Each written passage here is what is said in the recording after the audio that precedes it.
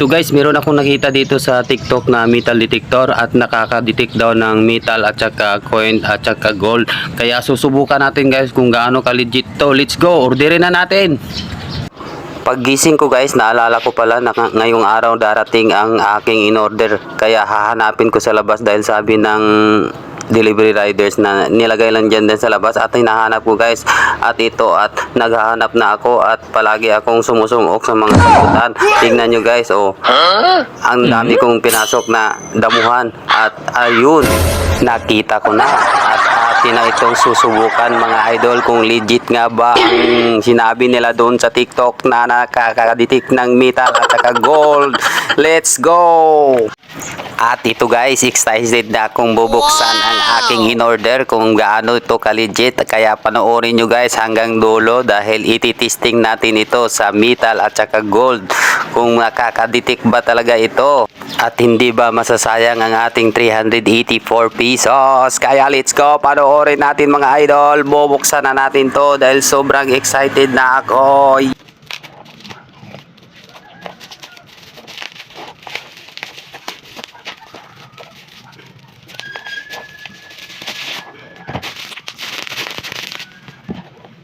At ito guys, magkamukha nga sa nakita ko sa TikTok na in-order ko na kulay orange. Kaya ito, masusubukan natin kung gaano ka-legit to. At ito guys, meron pa siyang dala na sakuban para ilalagay sa gilid para paslakan. Wow, ganda talaga guys. Tulad talaga nung nakita ko sa TikTok. Ang kanyang kulay at saka porma. Ito talaga. Baka dito na ako yayaman guys. Baka makakuha na ako ng mga high value na coins at saka gold. Baka yayaman na tayo dito mga idol. Let's go! At meron din siyang dalang baklaw guys para ilagay sa kamay para hindi mahulog.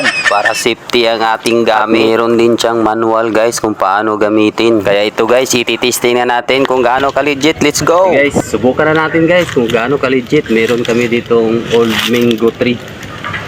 Dito kami naglalaro mga bata pa kami. So guys, subukan ko guys.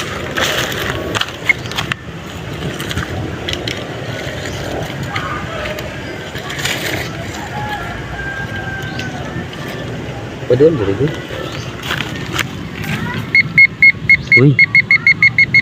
Ito guys, tumunog guys.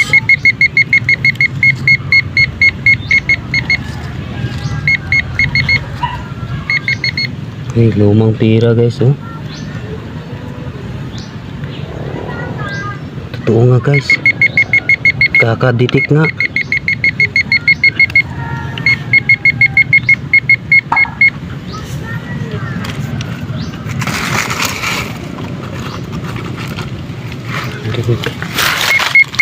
Uy, meron pa guys.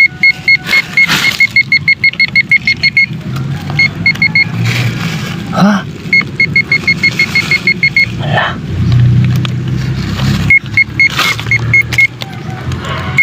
Ito guys.